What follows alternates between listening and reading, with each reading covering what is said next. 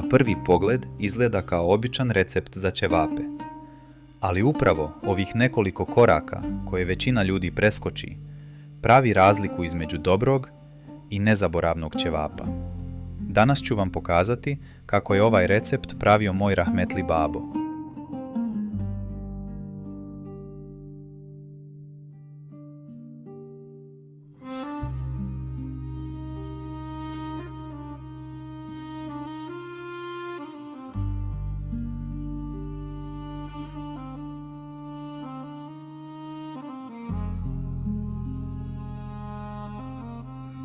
Za ovaj recept koristim 15 kg kvalitetne junetine. Dobar ćevap uvek počinje dobrim mesom. Meso sečem na manje kocke.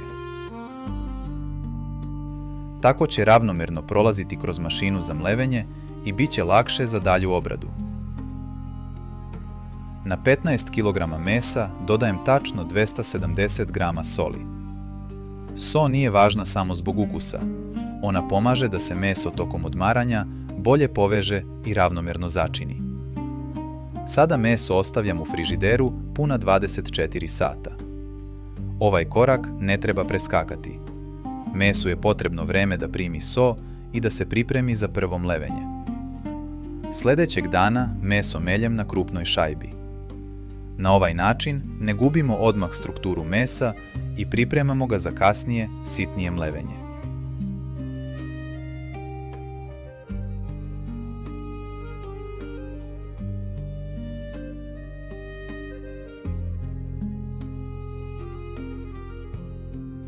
Posle prvog mlevenja, meso ponovo vraćam u frižider. Ovoga puta ostavljam ga još 6 sati. Kod dobrih ćevapa nema žurbe.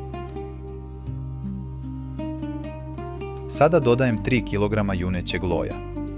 Tokom pečenja, loj će polako otpuštati svoju masnoću. Upravo zato će ćevapi ostati sočni i puni ukusa. Meso i juneći loj sada zajedno meljem na sitnoj šajbi.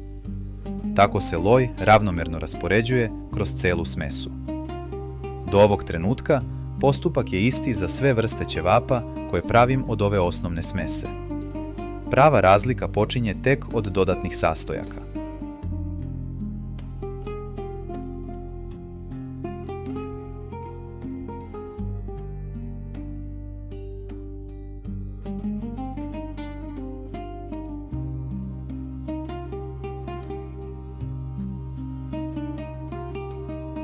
Od ukupne smese odvajam 3 kg.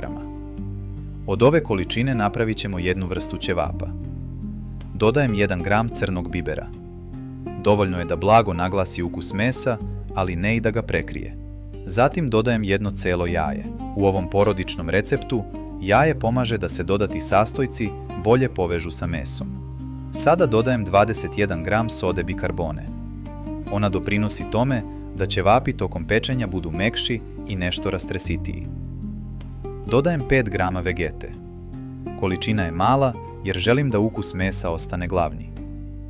Sada ide 150 ml mineralne vode. Ona dodaje potrebnu vlagu i pomaže da smesa bude mekša za obradu. Dodajem i 150 grama brašna. Brašno pomaže da se dodatna tečnost zadrži u smesi i da ćevapi lakše sačuvaju oblik. Na kraju dodajem 7 grama praška za pecivo. U ovoj recepturi on, zajedno sa sodom bikarbonom, doprinosi mekšoj strukturi gotovih ćevapa. Sada sve dobro mešam. Važno je da se svi sastojci ravnomjerno rasporede kroz celu smesu. Tako će svaki ćevap imati isti ukus i istu teksturu. Kada se sve dobro sjedini, smesu još jednom meljem na sitnoj šajbi. Ovo završno mlevenje daje joj finiju i ujednačeniju strukturu. Sada dodajem 300 grama sitno iseckanog crnog luka. Luk daje ćevapima dodatnu aromu, sočnost i prepoznatljiv domaći ukus.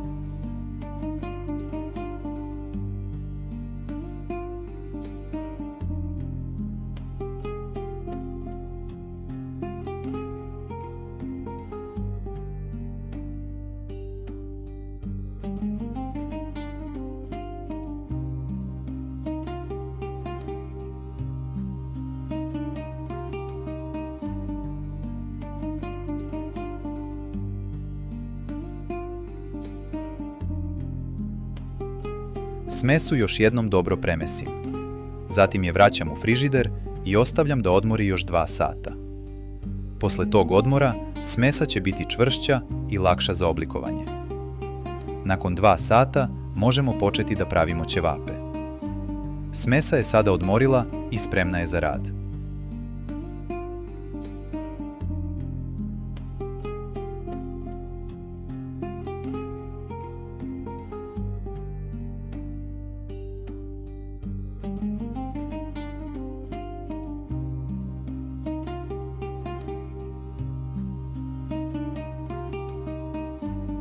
Za oblikovanje koristim levak za ćevape prečnika 18 mm.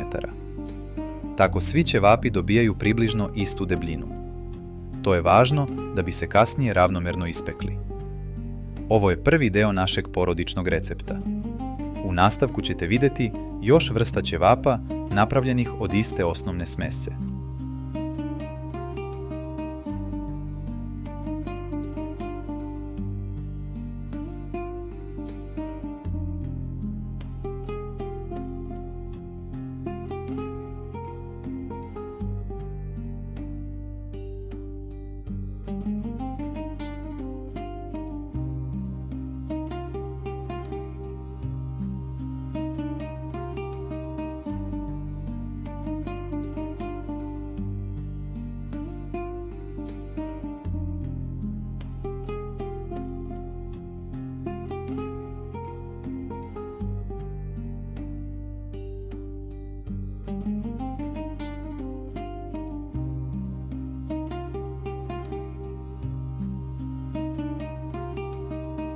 Nadam se da ste danas naučili nešto novo.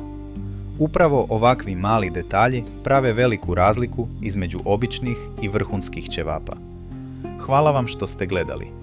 Ako vam je ovaj recept bio koristan, napišite u komentarima kako vi pravite ćevape i koje tajne koristite u svojoj porodici. Biće mi zadovoljstvo da pročitam vaša iskustva. Ovo je recept koji sam naučio od svog rahmetli babe. Drago mi je što danas mogu da ga podelim sa vama. Hvala vam na poverenju i vidimo se u sljedećem videu.